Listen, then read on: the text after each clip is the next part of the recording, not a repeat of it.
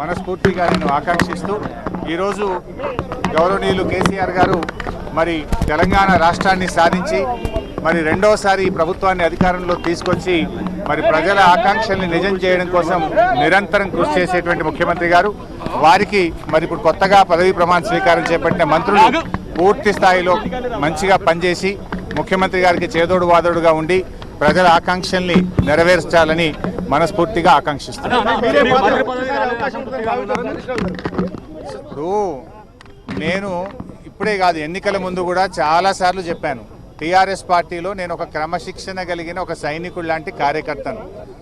Party గౌరవ ముఖ్యమంత్రి కేసీఆర్ గారు ఏది ఆదేశిస్తే దాన్ని తూచా తప్పకుండా అమలు చేస్తానని ఇప్పటికీ 10 సార్లలో చెప్పడం జరిగింది. సో ముఖ్యమంత్రి గారు ఆయా ప్రాంతాలు అన్ని వర్గాల సమీకరణను దృష్టిలో పెట్టుకొని వారు కేబినెట్ ఏర్పాటు చేశారు. నాకు వారు ఏ బాధ్యత అప్పగించినా కూడా ఒక క్రమశిక్షణ కలిగిన కార్యకర్తగా అమలు చేసేటువంటి కార్యకర్తను నేను టీఆర్ఎస్ పార్టీలో. నాకు అసంతృప్తి ఉండడం కానీ అటువంటి ఏది కూడా ఉండదు. ఎవరన్నా సోషల్ మీడియాలో కూడా అనవసరంగా దుష్ప్రచారం చేస్తే కూడా దాన్ని నేను తీవ్రంగా ఖండిస్తున్నాను.